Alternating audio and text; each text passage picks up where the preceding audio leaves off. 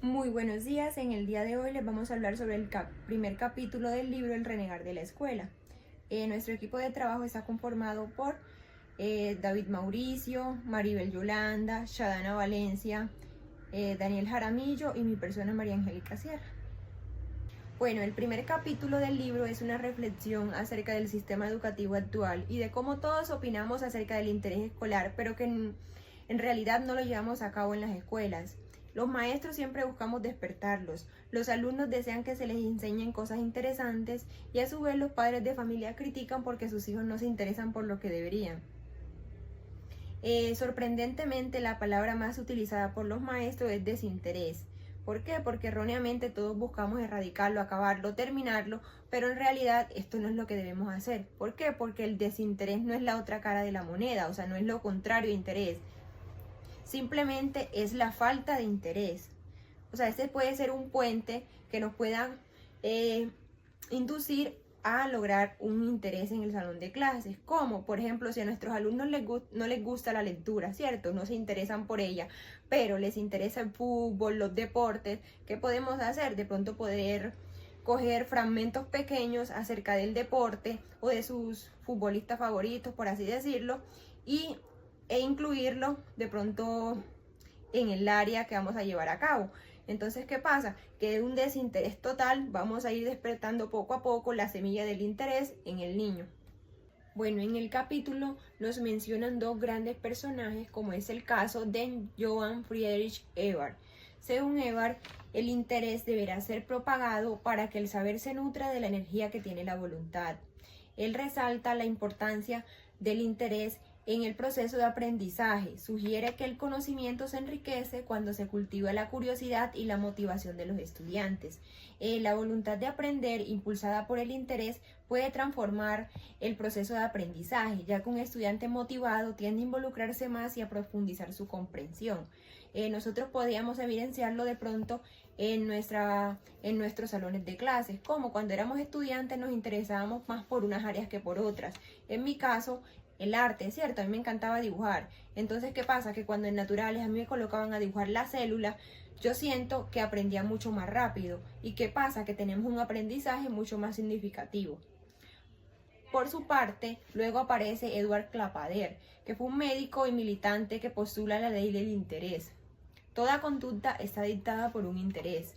Él afirma que la conducta no se mueve por una necesidad, porque nosotros necesitemos algo, sino porque existe el interés. El interés es todo lo que nos importa en un momento dado, es aquel que causa actividad de algunas reacciones. El interés es el último fin al que queremos llegar cuando no tenemos más palabras para expresarnos. Bueno, en el libro hay un ejemplo muy bonito que me gustaría compartirles. Una persona le pregunta a otra, ¿por qué tomas el tren? Para ir a Londres. ¿Por qué vas a Londres? Para asistir a una conferencia. ¿Y por qué vas a asistir a esa conferencia? Porque me interesa. El interés es el último fin al que queremos llegar. Interés, estar en medio de. El interés es lo que mueve, lo que dinamogeniza. Continuando con otro tema del capítulo, nos encontramos de que cómo se fabrica el sujeto desinteresado. Y el sujeto desinteresado se nace en tres figuras, que es el incorregible, el anormal y el desinteresado. Según Foucault, en el siglo XVIII, él denominó un poder, que el cual le llamó poder disciplinario, que se encargaba como de individualizar a los sujetos y moldearlos, volverlos sumisos. Entonces, para volverlos sumisos, a través de observación, clasificación de exámenes y control constante, se trataba de volver sumiso al sujeto. Pero ¿qué pasaba después de tantos controles? El sujeto no se volvía sumiso, o digamos así, no aprendía. Pasaba a ser un sujeto incorregible. También nos habla del sujeto anormal, que dice, bueno, que el sujeto anormal se divide como en dos personas. Primero, que es, bueno, son aquellos delincuentes que no van a la escuela y vagabundean, y los que sí van a la escuela, pero no se adaptan al entorno que los rodea, que son esos sujetos rebeldes, incorregibles, inestables, holgazanes, desordenados, incontagiosos. Eso nos lo dice Binet.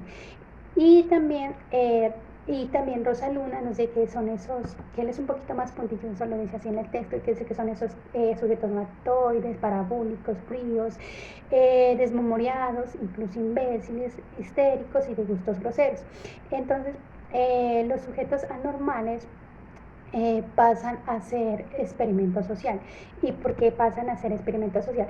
En una cita, Varela, no sé qué, una vez diagnosticados de anormales, dejan de ser peligrosos y pasan a un mundo a la vez médico, filantrópico y pedagógico. ¿Qué nos quiere decir que esto? Que pasan a ser como a un estudio, pasan a un estudio de saber por qué el sujeto es desinteresado, por qué el sujeto es rebelde, de dónde viene la histeria. Entonces dice que deja de ser peligroso. También nos habla del sujeto desinteresado. Bueno, el desinteresado dice que es como una entidad misma, una presencia que denota la carencia de interés.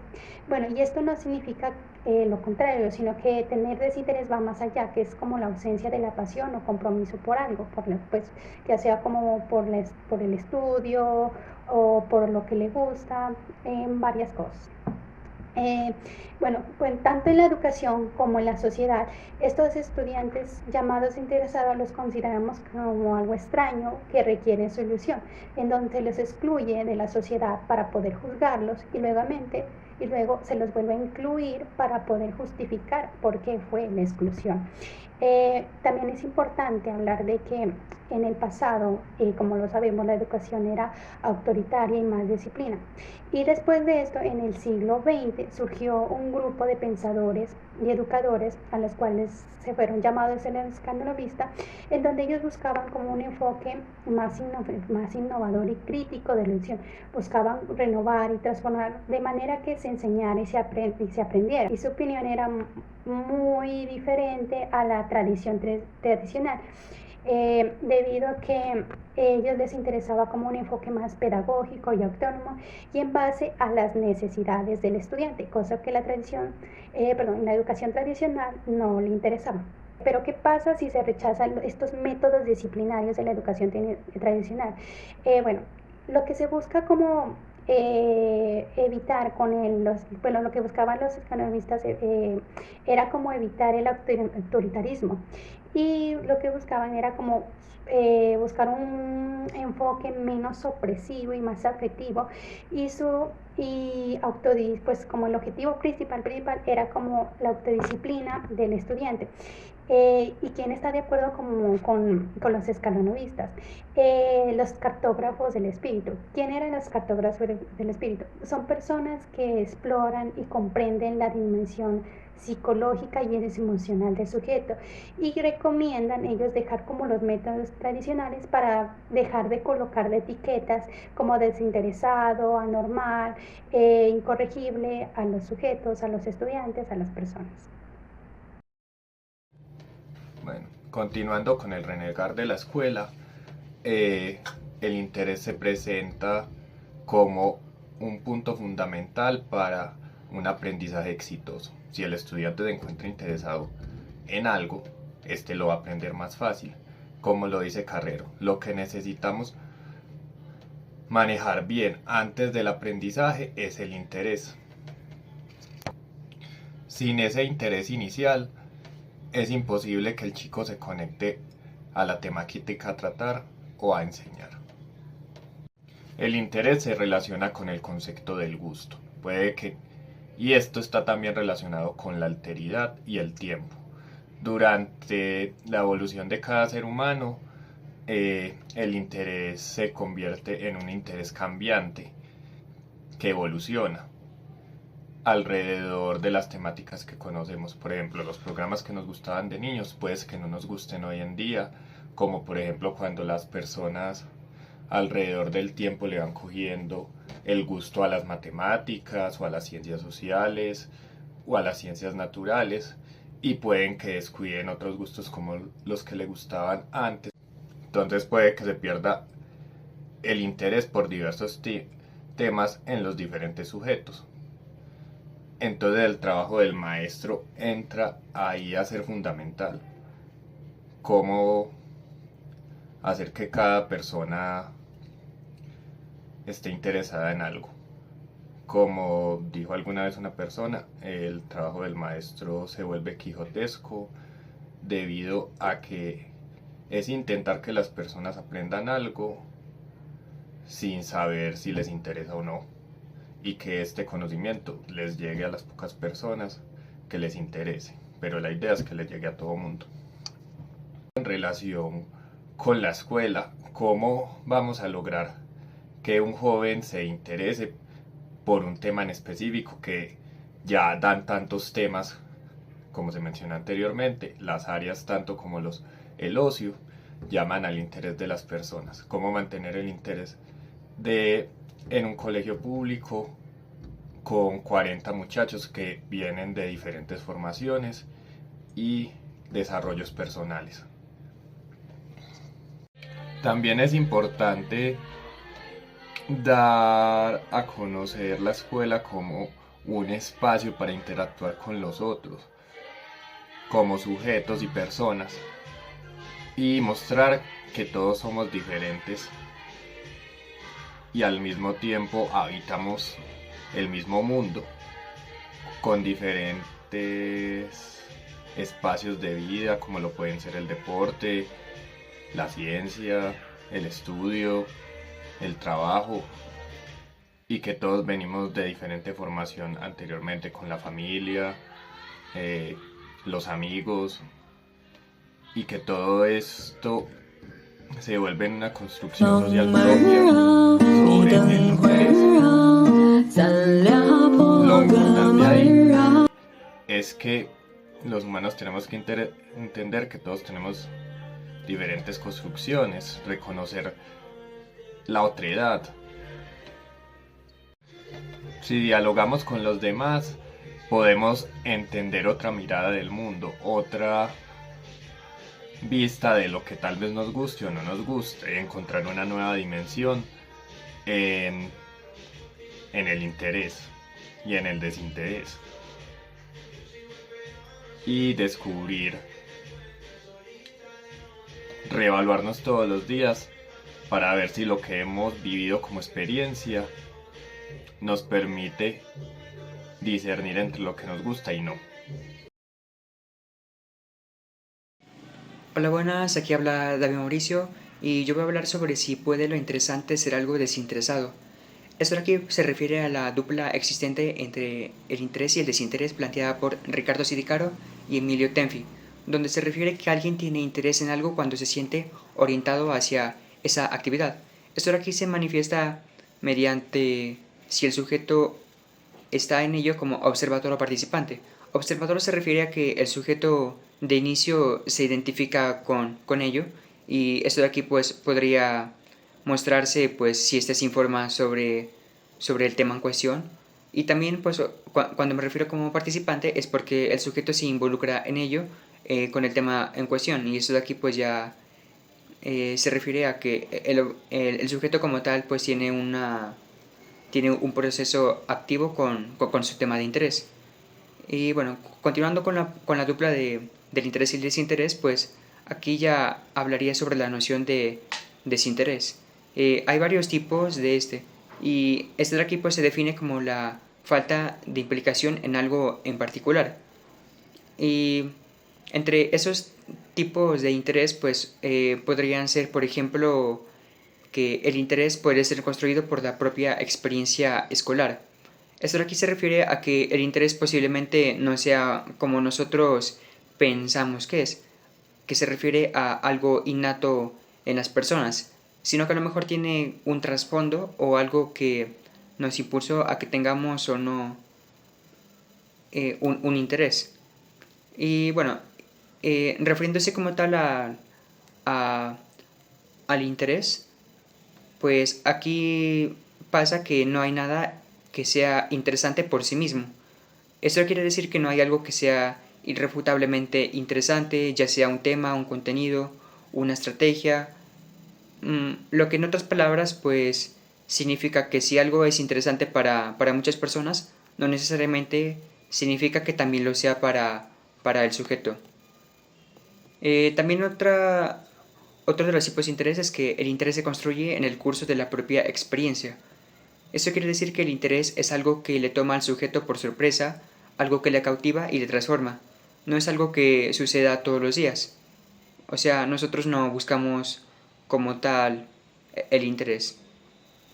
Y bueno, siguiendo como que con el siguiente autor sería Claparede, que habla sobre la experiencia. Aquí pues él da una explicación bastante sencilla, pero a la vez interesante y compleja, que se refiere a que las cosas nos interesan porque sí. O sea, aquí se refiere como tal a que no nos debemos centrar en las cualidades del objeto que nos interese. O sea, porque este pueda ser bello, útil o importante. O porque, como mencioné anteriormente, pues se etiquete a ese algo como interesante. O sea, la explicación es tan simple que esa cosa puede resultarnos interesante eh, porque sí, o sea, sin que tengamos en cuenta sus particularidades. No tiene como tal un fundamento y no podemos tratar de explicarlo. O sea, es como el axioma fundamental, que la respuesta es simple, hacemos algo porque nos interesa. Y bueno, siguiendo como que con otro autor, pues aquí tomaría como que a Thomas Abraham, que se refiere a que solo sabemos que algo nos interesa. O sea, esto de aquí ya explicándolo se refiere a que no nos damos cuenta hasta mucho después cuando estamos interesados o no en algo. Solamente podemos darnos cuenta de ello ya mucho tiempo después y en ese instante pues nosotros podemos comprender por qué es así, por qué algo nos interesa o no. Y también aquí hablaría como, o sea, sobre San Agustín, que él toma el concepto de la curiosidad. Eh, Eso se refiere a que nosotros no podemos predecir cuándo algo nos interesará, sino que lo que nos interesa simplemente nacerá de la curiosidad, que es una afición desmedida mm, a un modo a modo de combatir el aburrimiento, donde se justifica que lo interesante lo, es lo que buscamos por pura curiosidad. Continuando tenemos el caer interesado, tratado principalmente por Alain Badiou. Él plantea la persecución del interés, que se refiere a que la perseverancia en el ser es definida por el juego social y la comunicación. Tomando en cuenta el concepto o la definición de perseguir en el diccionario, pues se refiere a seguir al que va huyendo. La cuestión es que cuando se pretende descubrir intereses en el campo de la educación, pues no es correcto que surja de esa manera, o sea, perseguirlo.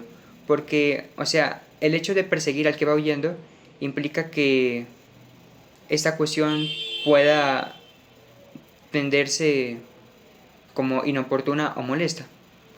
Entonces, es por esto que la explicación como que para tratar de comprender qué es lo que pasa con el CAR interesado, surge el concepto de interés desinteresado, que se refiere a que no hay que interesarse en hacer algo que interese, sino que el interés surge de manera natural. En otras palabras, aunque con un modo algo contrario, se refiere a que los intereses nos persiguen a nosotros. Aquí hay una dualidad que no existía como tal en la otra parte, cuando nosotros perseguimos a los intereses, que como tal pues podría considerarse absolutamente fuera de lugar, sino que en el caso de que los intereses pues nos persigan a nosotros, significa que estos pueden o no molestarnos. Pero si estos logran alcanzarnos, porque lo permitimos, pues es posible a que nosotros estábamos desinteresados en que ocurriese, como en un estado de calma. Y cuando los intereses ya nos han alcanzado, pues intentamos serles fieles, perseverar, no ceder y continuar en ellos. Bueno, ahora les voy a hablar de las diferentes interpretaciones que tiene el término interesado y cómo varían según el contexto. Bien, en un sentido negativo, se describe al interesado como alguien egoísta o ventajoso, que actúa buscando beneficios personales. Sin embargo, en el ámbito escolar, un alumno interesado suele tener un significado positivo, refiriéndose a aquel que presta atención, que participa activamente y muestra un interés genuino por los contenidos y la forma en la que se imparten las clases. A pesar de ello, también existen alumnos que muestran interés solo cuando les conviene, como aquellos que estudian solo para aprobar o para tener un beneficio mínimo. Y están aquellos que fingen interés para impresionar. Por otro lado, se presenta el término desinteresado como algo positivo, refiriéndose a quienes actúan generosamente sin buscar ventajas, tanto docentes como alumnos que dan lo mejor de sí sin medir el beneficio personal. En otro apartado del capítulo se habla de la fórmula del interés, en la cual vemos a través de una analogía la noción del interés en la educación con el ámbito económico, donde el interés es una ganancia producida por un capital. Entonces aquí se compara el proceso educativo con una transacción en la que el docente ofrece enseñanzas interesantes a cambio de la atención del alumno. La atención se percibe como una inversión, donde ambos lados esperan obtener beneficios. Por ejemplo, el docente quiere que los alumnos presten atención y a cambio promete una enseñanza interesante.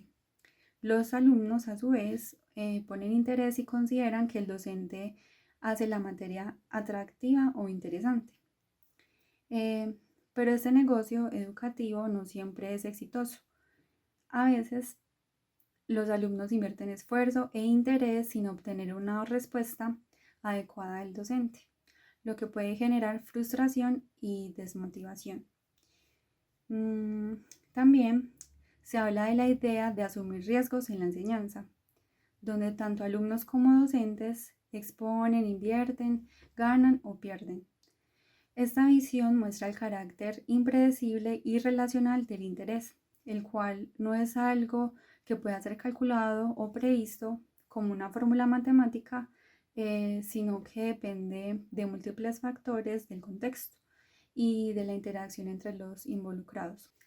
Finalmente, se hace referencia a Paulo Freire y su concepto de la educación bancaria, resaltando que el interés, más que una fórmula estática, es un proceso relacional que se construye a partir de la experiencia, la curiosidad y a veces del desinterés. Hemos visto cómo, más allá de los esfuerzos, el desinterés es difícil de eliminar y siempre reaparece, pero el interés también está presente de diversas formas. Por ejemplo, el interés por aprender, el interés por escuchar al que enseña, el interés en aprobar una materia o porque termine la clase. Como actividad inicial se tenía la siguiente sopa de letras, en donde los grupos conformados encontraban palabras relacionadas con el capítulo 1 sobre el caer desinteresado de Estanislao Antelo, utilizando diferentes colores para resaltar cada palabra encontrada. Entonces lo que consistía en que cada grupo iba a participar por algo diferente, ya sea por un chocolate, por una libreta, como teníamos destinados con mi grupo, y la primera persona, el primer grupo, como en llenar la sopa de letras, pues se ganaba el premio que, por el cual ellos estaban interesados competir.